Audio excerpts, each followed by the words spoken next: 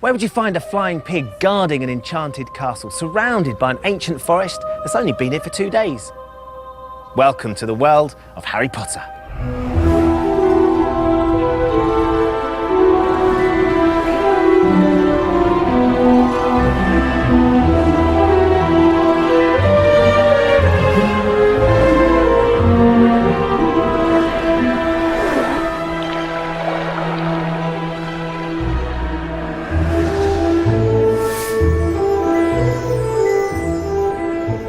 We've come behind the scenes during filming of Harry Potter and the Half-Blood Prince, the 6th film in the series. And the most exciting thing this year is, I'm going to be in it.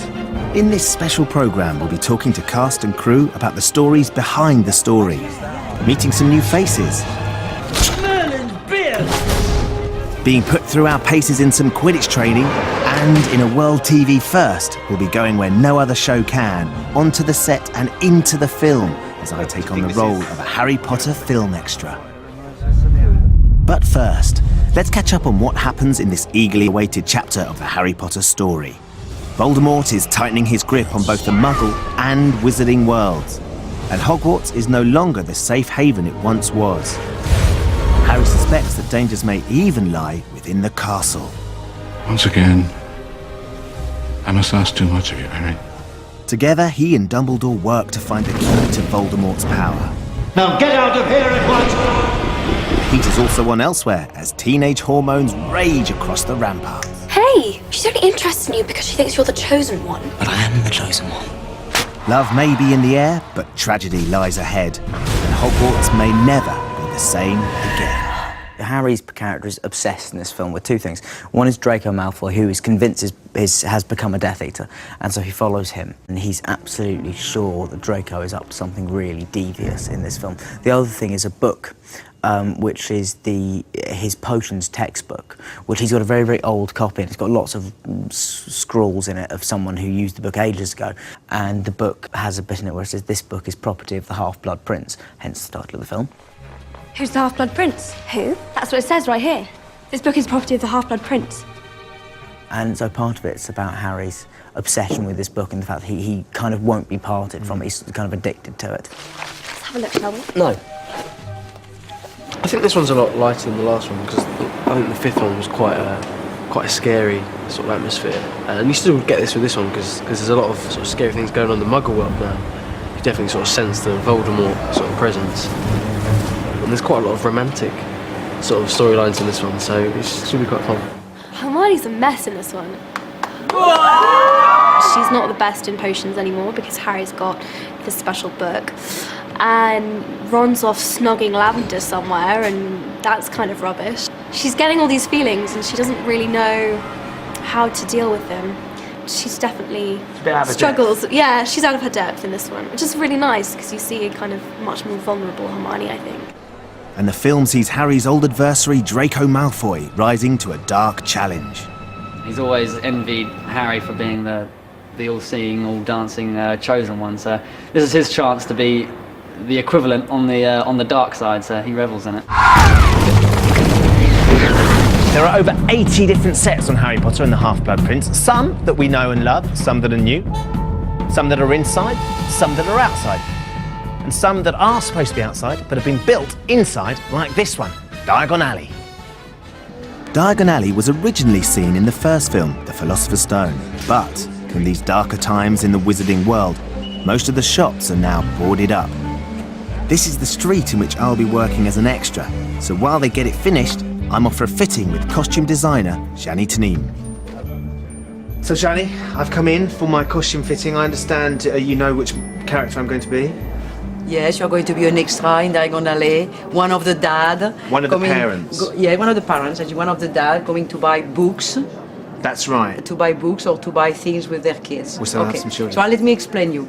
Because Diagon Alley, we just have the normal public of Diagon Alley. This is just the male, because you are in the male dressing room. Of course, yeah. This is all the male that we have in Diagon Alley. So Diagon Alley start a little bit like Soho, and then go up to sort of Oxford Street feel. So I'm at the Oxford Street So feel. yes, because you are one of the dad. The respectable dads. So I'm going to have to fit in with these guys. Yes. So because you are sort of a good-looking man, I'm going to try to dress you slightly down. Oh. Then you will fit with what we think is a wizard dad. Okay, wizard dads aren't very good looking. He could be very good-looking, but not as glamorous as you are. Never been called glamorous before. And my clothes over here. So let me show you. Everything will be those colors because the whole street is in the grey. Grey, green, grey, blue. All the colors have exactly. All the colors have a grey base. And what I would like to see you in black. Right. Or in brown. I would like to see you or like that or like that because I think that first it will fit you very well. Right. Second, it will fit with the rest of the shop and the rest of the extras. And you've kind of got to blend in with them as well. I can't stand Yes, out. you do. You cannot be that special. Sure. You will be special like each one of our extras, but you won't be that special.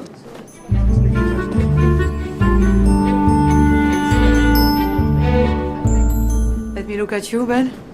It is our sort of wizardry, and it is not yet made for you. When we will finish the trouser, when we will, steam everything, make it on your size, make it really all perfect, it will be beautiful. Believe me. Now we just need to audition my children. Oui. Next step. Coming up after the break, we discover how the filmmakers did this to one of London's most famous landmarks. And we meet the new potions professor, who may hold the key to the secret of Voldemort's power.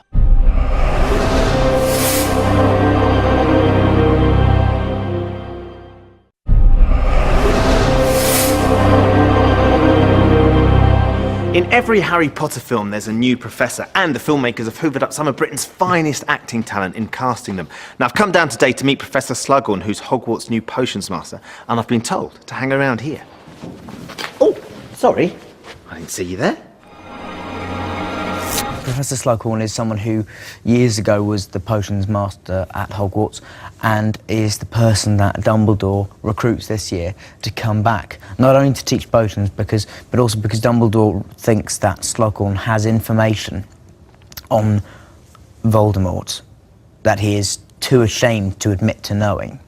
And Dumbledore sort of uses Harry as bait in a way, because Slughorn's obsessed with the idea of fame and power. And so Harry is sort of the most famous, certainly young kind of wizard of his time, is the perfect sort of ploy to get Slughorn back to Hogwarts, because Slughorn would want to be around someone like Harry. And Slughorn makes an unusual first appearance in the film. Dumbledore and Harry come into this house that has obviously been ransacked, and there is a purple striped armchair, and Dumbledore performs a bit of magic, and out of that armchair evolves Horace Slughorn, who has disguised himself as an armchair. So there's a bit of special effects. In straight lavender off. purple pyjamas. In lavender, in the same material as the armchair. It's a very good entrance to a film.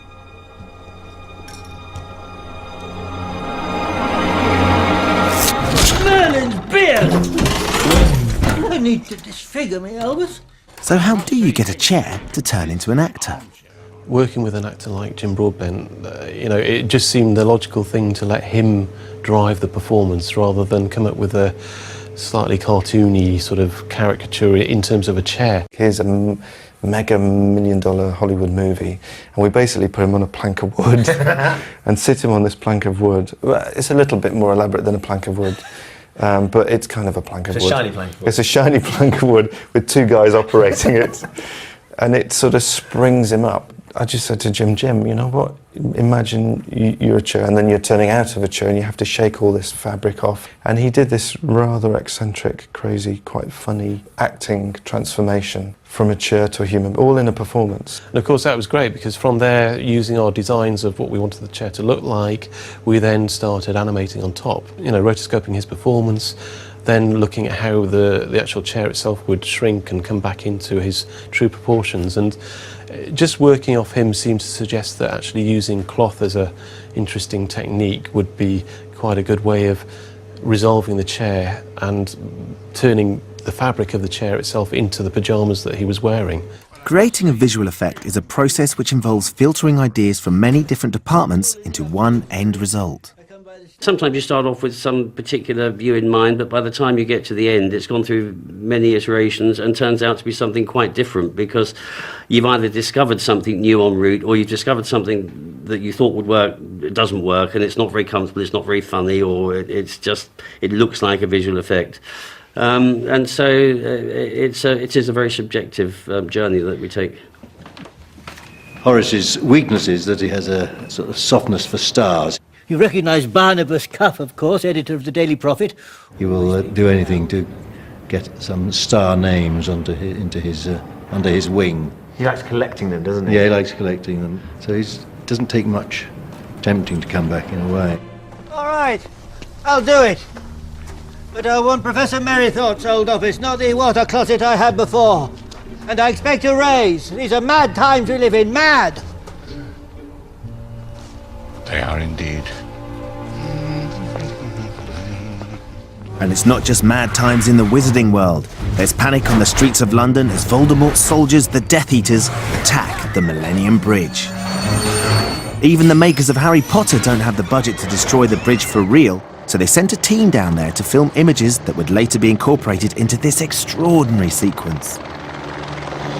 During the actual destruction of the bridge, obviously we start replacing more and more of the real elements, so we have to take the real bridge out and replace it with the CG bridge. We've actually replaced the Thames as well with CG water, so that we get all of the real interaction between the bridge collapsing into the water and the splashes and things. And of course, ultimately at the end, we've actually replaced all the people on the bridge with CG characters running away from the destruction.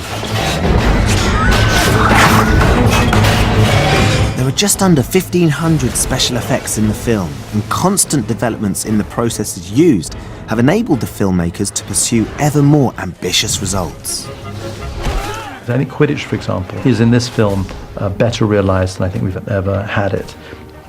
I think it feels more real than ever before. Technology's improved. I think our knowledge of visual effects has improved, and I just think it feels really, really real. But how they film Quidditch before it actually hits the technology is still a closely guarded secret. Or is it? Basically, it's no main secret other than for a man. If you imagine sitting on a bicycle and taking your feet off the pedals and off the ground and just hanging there and then leaning forward, and with all the repercussions that has, then you get what are you getting at? Well, balance is difficult. Balance is very, very difficult, and also certain very, very important organs are crushed. Comfort. Yeah, so the comfort levels are not high. This is Ron's first outing in the Quidditch arena, and he eventually emerges as quite a star. I've always fancied sort of having a go on a broom. Yeah, being a hero. Yeah, but yeah, I mean, it was a bit of a anticlimax when I first sat down, because it's quite painful for one. It's because you are actually just sitting on a broom, and it does, when you're up there for a few hours, it does quite get a bit painful, and but no, it's going to look really cool. Davey wanted a comedy aspect to this one, so we had to come up with different gags, different ideas of flying, and different falls, you know, for comedy falls.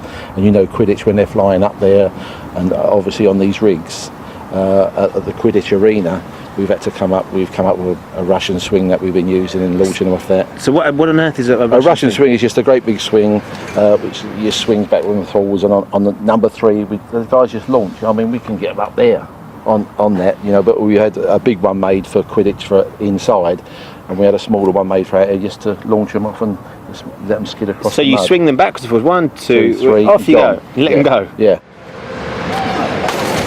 58 feet was the furthest we launched one of them with a broomstick. This sort of action is strictly left to the stunt team. For the actors, Quidditch training is somewhat less dramatic. I'm going to be given a chance to get out and do some stunt training with Greg on the trampoline. Right. Have you any advice for me? I had to do that for about a few weeks before I was allowed on a broom. Seriously? Yeah, you have to master all these different sort of jumps, like tuck jump. That's like jumping and bringing your knees up. Yeah. My 4-year-old cousin can do that. it just get harder because they put you in this harness. Right. And you're on these like bungee springs. Okay. I don't know if you're going to be doing that, but that is quite scary. You go really high. You go about 30 foot in the air. Whoa! And I don't know if you'll be holding up, because I was holding a broom and they were throwing balls at me and I had to sort of save all these. It's quite scary. Hey, 3. I didn't really enjoy that part. Good luck anyway. I'm going to need it. I understand this is where the Quidditch training takes place. It starts here. It starts here? It starts here. We get all the kids in. And we basically just play with them on the trampoline, on the floor, in the gym, just to get some movement and some timing. And these are obviously the equivalent of the quaffle or... Correct, yeah. Just a softer version for this, just in case it catches you in the face. And that. So look, you've got a harness up there as well. What's yeah, that? this is what we start everyone, all the people who's been playing Quidditch, we start them in that just to get them bouncing up and down so they're safe. If they make a mistake, we can just hold them off the tram. Excellent. Dave, just come down, we'll take your shoes off and we'll put you up in the harness. This is good. Like ringing the bells. That's it, good. Trying to catch him on the nose. Which I do quite often. Not the nose I'm worried about, Greg. Watch your nose this time. Here it comes. It's going to take a lot more than practice to get me match fit. I think I'm going to need some of this. It's a curious little potion known as Felix Felicis. But it is more commonly referred to as... Liquid luck. Yes, Miss Granger. Liquid luck. Desperately tricky to make, disastrous should you get it wrong. One sip and you will find that all of your endeavours succeed. At least until the effects wear off. Now, this is a wonderful set, one of the many wonderful sets, Dan, but can you just tell us what's going on? Basically, in this scene, this is the first time we see Slughorn teaching, and we're all making potions, and it's a notoriously difficult potion to make, and we're competing with each other to win a bottle of this stuff called Felix Felicis, which is liquid luck, which means if you take it, all your endeavours will succeed. And so we're all competing to get it, and Harry follows the scrawled instructions of the Half-Blood Prince in his book, and makes the perfect potion.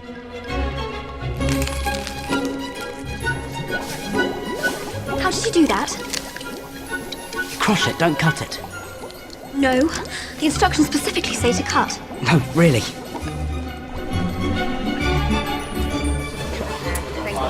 Now then, how are you? I'm alright, how are you? Not that I'm suggesting it's not an interesting look, or even attractive, but what's going on with the hair? This is Hermione in her final stages of potion madness. And she's meant to look a little bit like Medusa at this point. Hermione really, really, really wants to be the best, to make the best potion so that she can win the prize, which is this little vial of liquid luck. She just gradually gets more and more frustrated and desperate as the scene goes on. Because it's very unlike Hermione to be getting things wrong as well. Very unlike her. She hates it. She hates not being the best. Hates it. And watching Harry do everything against what the recipe says. But getting it right is just too much. He's top of the class. He's even better than you, Hermione. Slughorn thinks he's a genius. Oh. I'm very impressed at the fact that Hogwarts, this school of witchcraft and wizardry, uses gas for their Bunsen burners.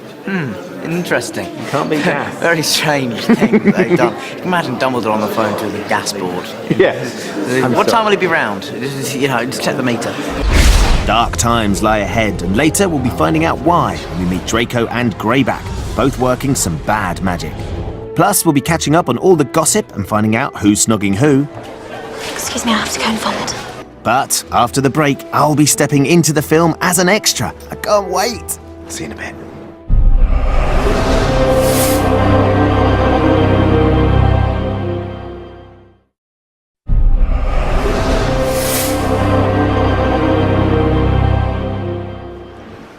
What do you think? Always wanted to do that. Welcome back. We're behind the magic on Harry Potter and the Half-Blood Prince. I'm just heading to set where I'll be joining the cast as an extra in filming a scene, which means I'm actually going to be in the film. I was hoping that the chauffeur-driven car was for me, but it looks like I'm on the minibus.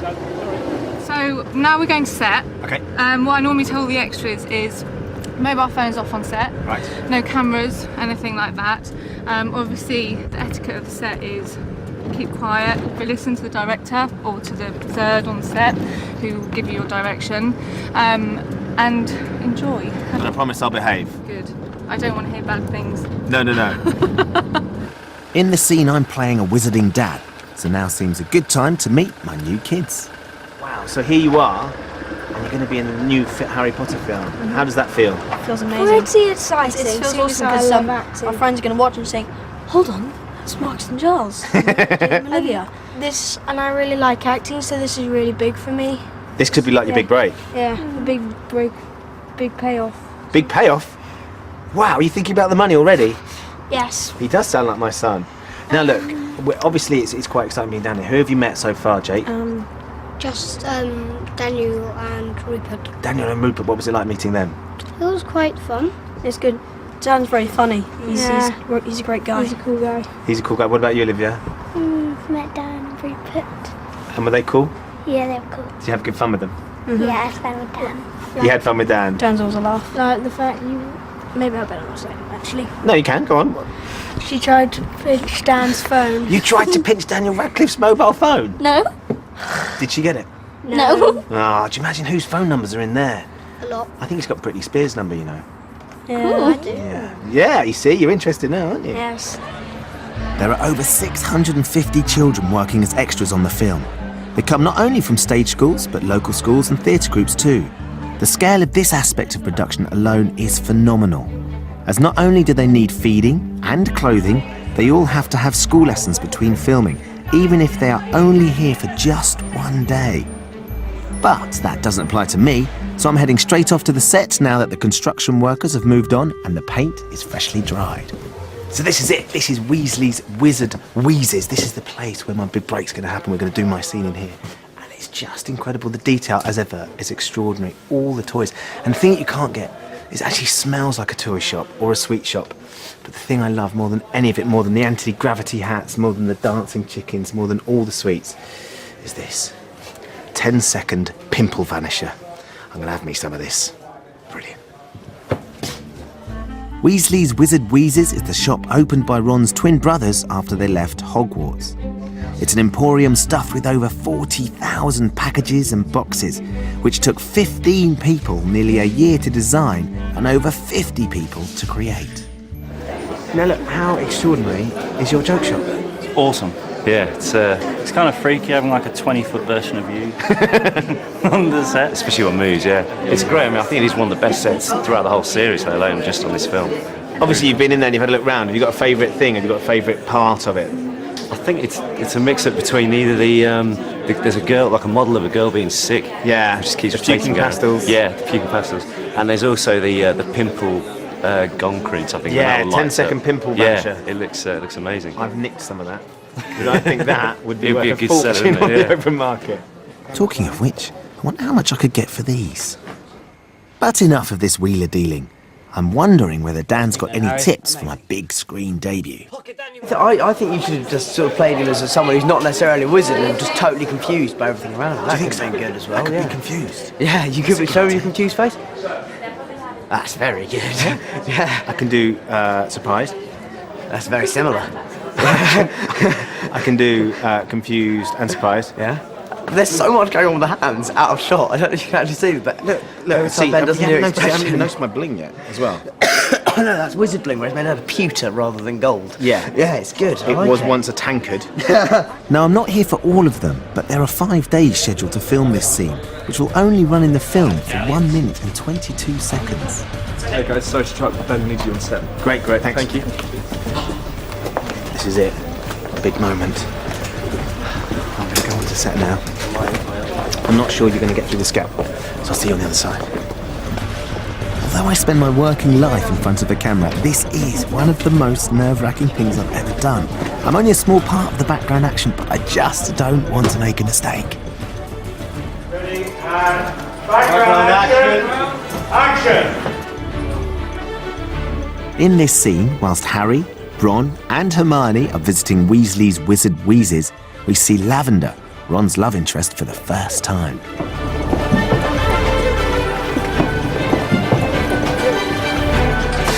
Into the cauldron, handsome!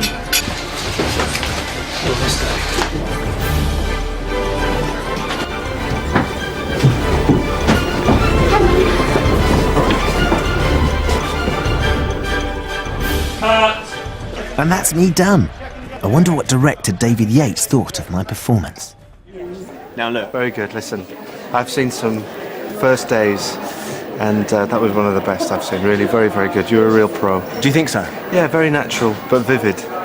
Which is an important part of it, Completely, isn't it? yeah. You sort of blended into the background, but then you kind of made that character your own. So it was good. It was really natural, actually. It was perfect. For those 5 seconds, I kind of owned it. For those 5 seconds. Owned it, do you think? That was 5 seconds of Harry Potter. But this is what I was saying. Prime. I will always be in their film. You will be in there forever. When people watch it on the telly and on satellite in years to come, you'll be there to show your grandkids. How cool is that? So that went well. Was Ben any good to be? It's not actually going to be used though, is it? His stuff. He did, yeah, all right, yeah, I think so. After the performance given here today, he should be banned from all forms of media. It's a good job we were in a joke shop, really.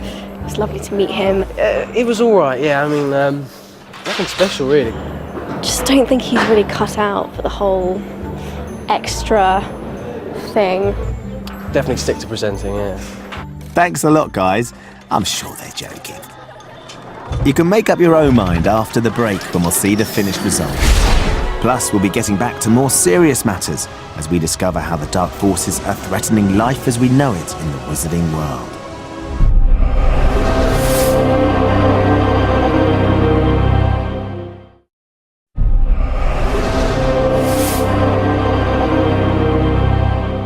Welcome back. We've come behind the scenes on Harry Potter and the Half-Blood Prince. Everywhere you look, there's some form of magic, the darkest of which has its roots in the orphanage at the end of this street, which is home to the young Tom Riddle.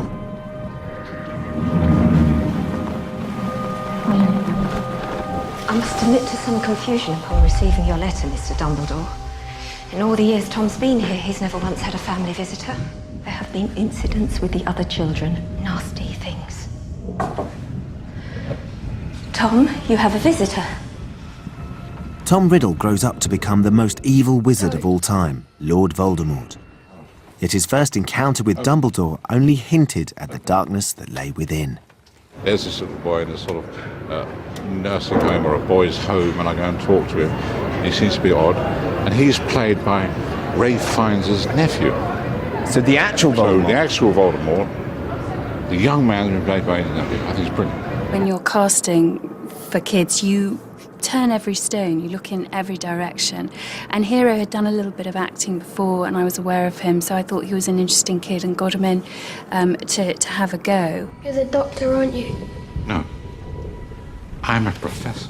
I think that why these films have been so successfully cast is because they're always cast for the right quality and for no other reasons.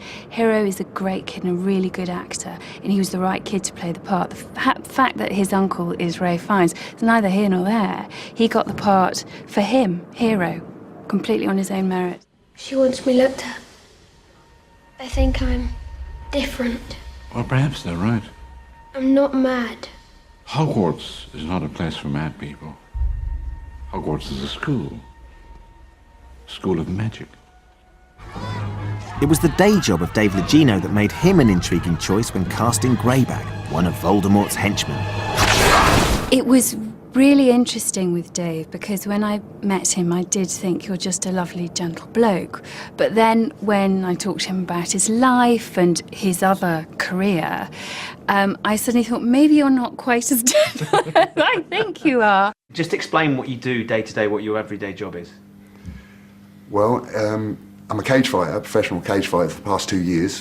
Which, for anybody that might not know what cage fighting is, it's exactly what you say, isn't it? There's a cage on a stage, and you go in and you fight. Go, so 2 men enter, and 2 men leave as well. Yeah. So that's yeah. And but it's, mixed martial arts is a proper term for it, where all the combat sports in the world are combined, and you can use any technique you want. What Dave has is an ability to switch his head to a certain angle whereby he can completely understand someone who's as ferocious and mercenary as Greyback the werewolf. It's an extraordinary character. Tell me about Greyback. Who is he and where's he from? Well, he's an untransformed werewolf. He feels like he's an outcast, and he's shunned by society through being a werewolf. And so rather than wanting to join in with them, he wants to infect as many people as possible, especially young children, so they grow up and being a werewolf becomes the norm.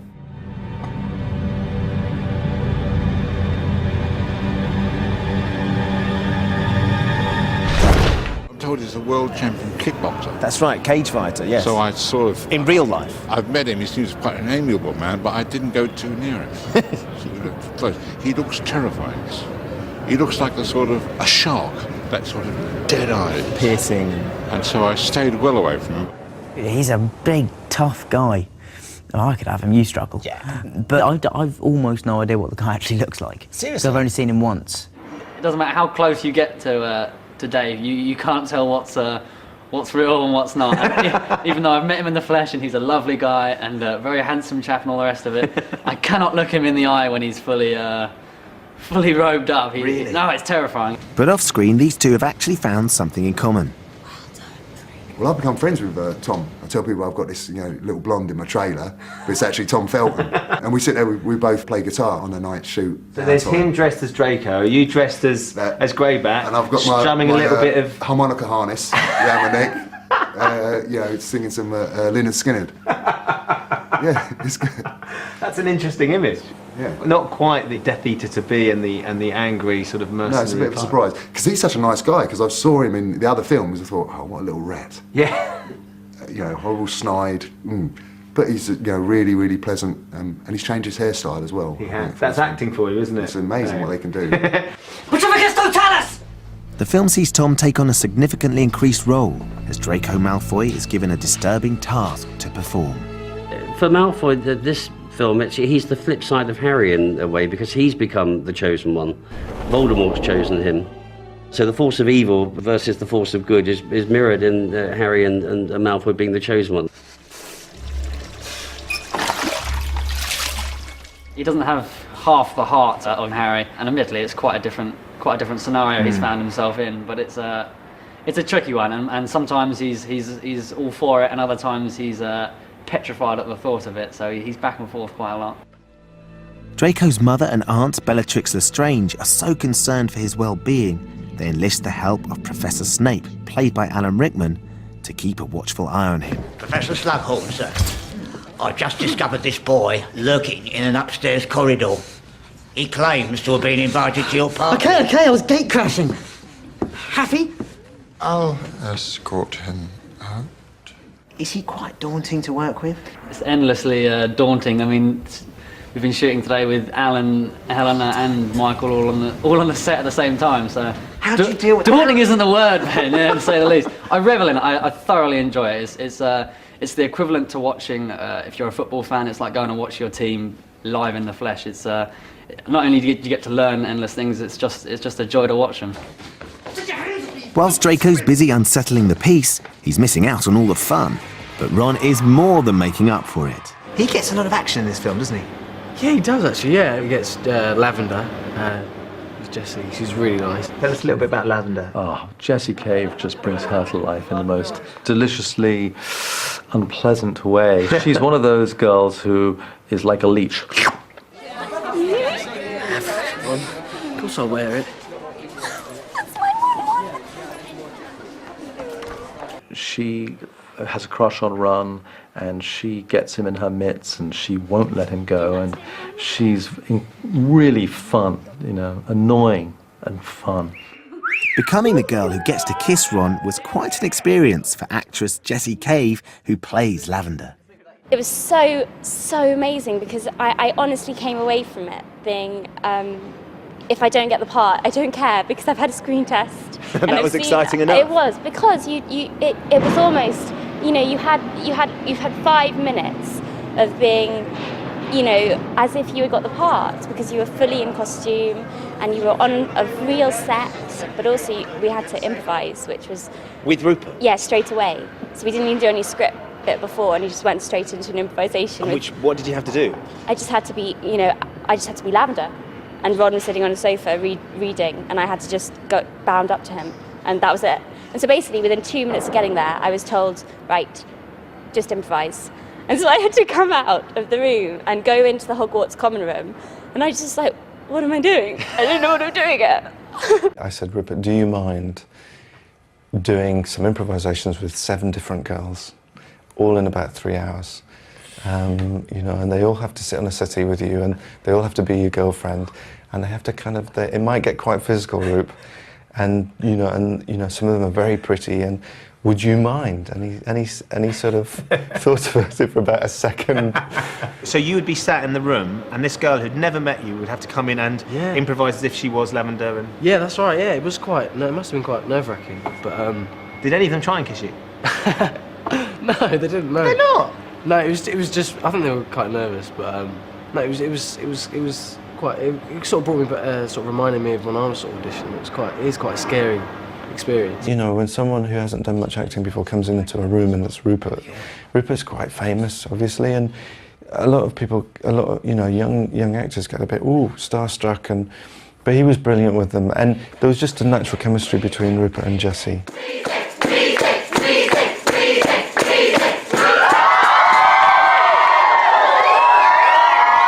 I was really nervous actually because it's quite a scary, really uncomfortable feeling, because the first one we did was in the dormitory after the Quidditch match, and the whole room was full of people, and I was standing on this like plinth, like this little stage, and no, it was quite scary. But I mean, once we sort of got into it, it's fine. But the course of true love never runs smoothly, and not everyone is happy with Ron's new status as a love god. Lavender is the catalyst in making Hermione realise that she actually does have feelings for Ron, and Ron finally being like, yeah, I am attractive, and I can get a girlfriend if I want to get a girlfriend. I think Hermione sort of views Lavender as though she's kind of another species. She doesn't quite understand what Lavender is, or how possibly Ron could be attracted to her. Excuse me, I have to go and vomit. Things come to a head between the two girls when Ron talks in his sleep, revealing his true feelings as he lies ill in the infirmary. Emma's performance was so nuanced, so detailed, and so believable. I mean, your heart aches for her as she yearns for Ron and is rebuffed because he's just doesn't get it. There's such truth, and I suspect that she may have experienced that in her own life. It just comes across in such a tender and beautiful and truthful way. You say you don't remember anything from that night? Anything at all? There is something. But it can't be. I was completely boggled, wasn't I? Typical boys, like, they'll say all of this when they're slightly drunk or slightly kind of not with it, and they'll say all of these things that really mean a lot to you, and then the next day they'll just be like, what did I say? No. Yeah, I've had experience with that myself. It's not very funny, I have to say. Not very funny. Ron likes Hermione. Hermione likes Ron but can't quite express it. And Harry and Ron... not Harry and Ron. That was, well, this is a whole thing that Joe hasn't written, but we thought we'd add just to make the audiences a little more interested. No, there is that would be quite unexpected. Well, mind you, at the read-through, I was sitting next to Jo. She comes to each of the read-throughs, and I look at her making notes. She makes the occasional note, and she wrote this. Dumbledore had this line. She said wouldn't say this. And as we're walking back to my office, she says, Dumbledore's gay. And I was like, oh my God. That was a revelation That for was you. a complete revelation. And that's why he wouldn't have said that line. Yeah, that's why he wouldn't have said that line. So just to clarify, it's not Ron, but his sister Ginny Weasley who sets Harry's heart racing. It's very complex because, of course, Ginny, as Harry's best mate's sister, it's a bit of a... It's quite a political situation between Harry and Ron. Because at the beginning of the film, Ginny's dating Dean Thomas. Slick kid. Obviously, well, they're only holding hands. And Ron's not happy about that at all, and saying things like, well, you've got to hate anyone who dates your sister just on principle. And so Harry's sort of going, oh, yeah. Knowing that he has feelings for her. Yeah, exactly. And so it's quite a tricky situation, but it is a really nice part of the story.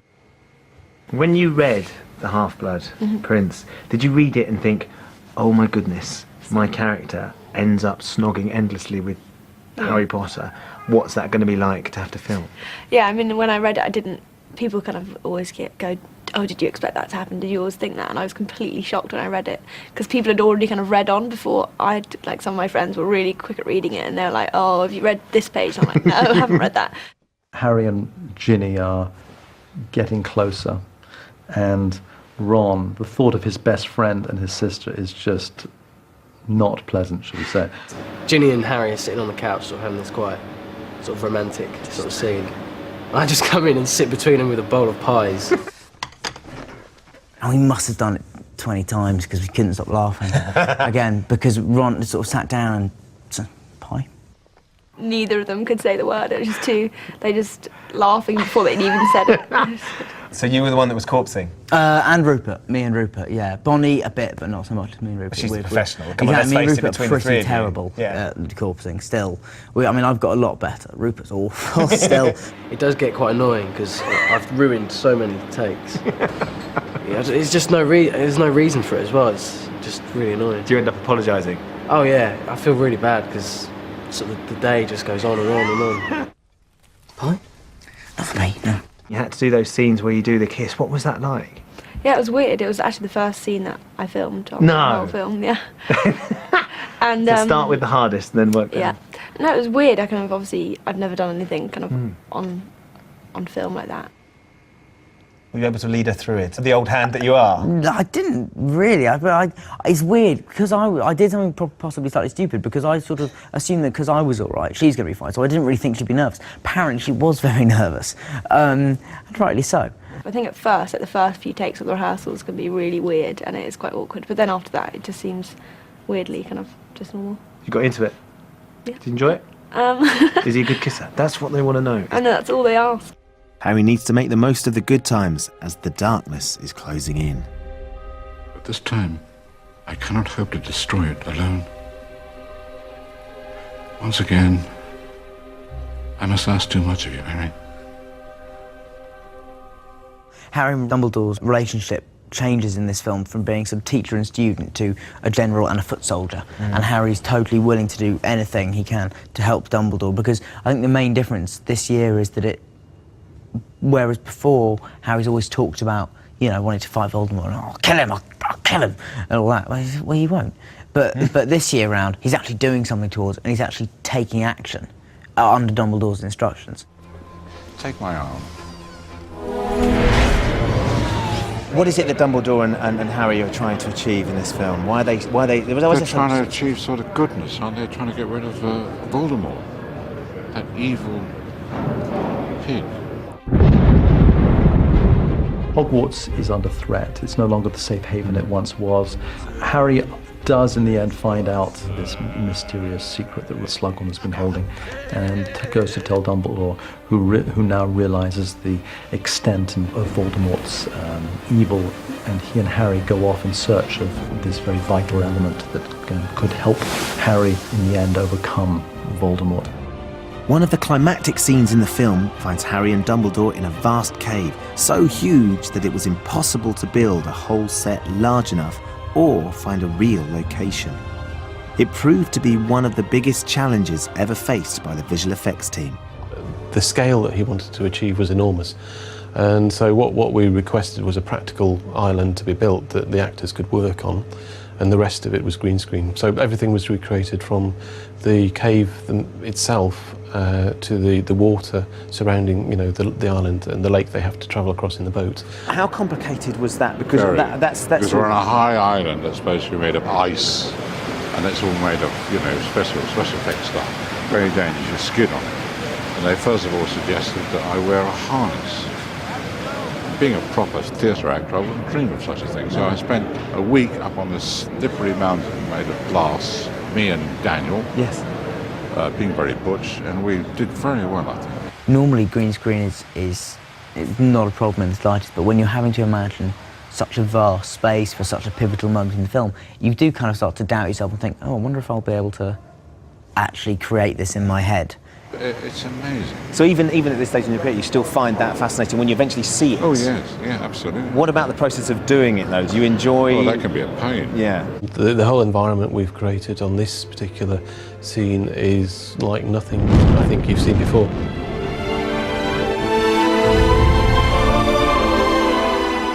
The story unfolds to a dramatic and shocking climax, after which nothing can ever be the same again. And that's about as much as I can tell you without spoiling it. But before we go, there's one more thing you need to see, and that's my bit. Earlier in the programme, I was lucky enough to walk onto the set and into the film as an extra. And here is the finished clip. How much for this? 5 galleons. How much for me? 5 galleons. I'm your brother. 10 galleons. Come on, let's go. Hi, Ron. Hi. What do you mean you missed me? Pay attention. Come on, let's go.